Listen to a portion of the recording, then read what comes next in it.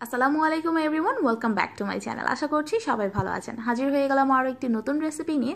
আর আজ আমি আপনাদের সাথে শেয়ার করব কলমি শাকের পাকোড়া বা পেঁয়াজুর রেসিপি। যে নামেই ডাকুন না কেন, এটি কিন্তু খেতে অসাধারণ। যারা শাক খান না বা পছন্দ করেন না খেতে, তারাও যদি এটা একবার ট্রাই করে দেখেন, অবশ্যই মনে রাখবেন এর স্বাদ। চলুন তবে শুরু করে নেওয়া যাক। এরকম আরও অনেক রেসিপির জন্য আমার চ্যানেল সাবস্ক্রাইব করতে কিন্তু একদমই ভুলবেন না। পাকোড়া তৈরির জন্য আমি প্রথমেই এখানে কলমি শাক নিয়ে নিয়েছি। আমাদের দেশে সাধারণত আটি হিসেবে শাক বিক্রি হয়, আমি 1 আটি পরিমাণ শাক এখানে নিয়েছি। এরপর শাকগুলোকে খুব ভালোভাবে বেছে ধুয়ে এরকম ছোট করে কুচি করে নিয়েছি। এবার এই শাকের মধ্যে আমি দিয়ে দিচ্ছি স্বাদ মতো লবণ। আমি লবণের পরিমাণটা একটু বেশি দিচ্ছি, কারণ পরবর্তীতে আমি কিন্তু আর লবণ ব্যবহার করব না।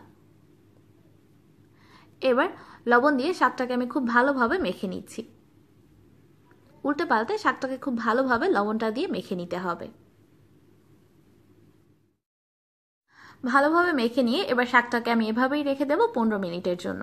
ফিরে আসছি 15 মিনিট পর। প্রায় 15 মিনিট পর এবার একটা বোল নিয়ে এর মধ্যে প্রথমে আমি নিয়ে নিচ্ছি 1 কাপ পরিমাণ পেঁয়াজ কুচি। পেঁয়াজ কুচির পরিমাণটা আপনাদের পছন্দ অনুযায়ী কম বা বেশি করতে পারবেন।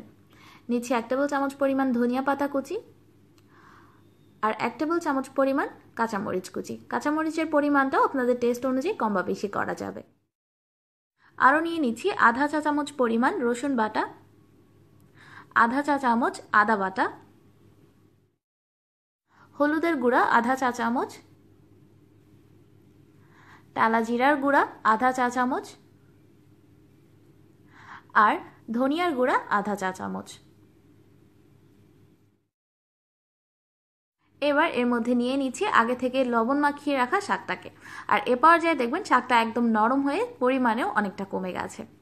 অল্প অল্প করে শাক নিয়ে আলতো হাতে চেপে আগলা পানিটাকে ফেলে দিয়ে এর মধ্যে আমি শাকগুলোকে নিয়ে নিচ্ছি। এ কাজটা অবশ্যই করতে হবে। যদি এভাবে চেপে আগলা পানিটা ফেলে না নেন, তাহলে পাকোড়া তৈরির জন্য যখন সব কিছু আমরা মিক্স করে নিব তখন এটা পানি ছেড়ে দেবে।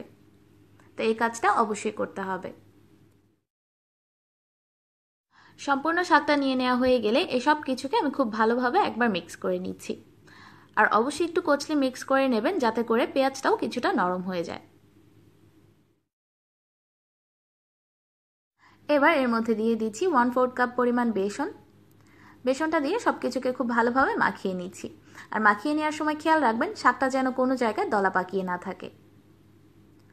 বেসনটাকে ভালোভাবে মেখে নেওয়ার পর এবার এর মধ্যে আমি দিয়ে দিচ্ছি 1/4 কাপ পরিমাণ চালের গুঁড়া। চেষ্টা করবেন চালের গুঁড়াটা ব্যবহার করতে, আর চালের গুঁড়া না থাকলে কর্নফ্লাওয়ারও ব্যবহার করা যাবে। এবার সব কিছুকে আমি খুব ভালোভাবে একসাথে মাখিয়ে নিচ্ছি। আর এটা মাখিয়ে নেওয়ার সময় কিন্তু কোনো ধরনের পানির প্রয়োজন নেই।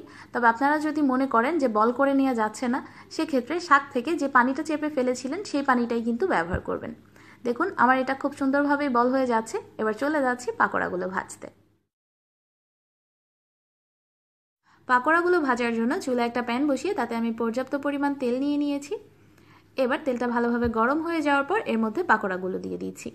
আমি ছোট ছোট একটু বল আকারের শেপে তৈরি করছি, আপনারা যে কোনো শেপেই পাকোড়াটা তৈরি করতে পারবেন।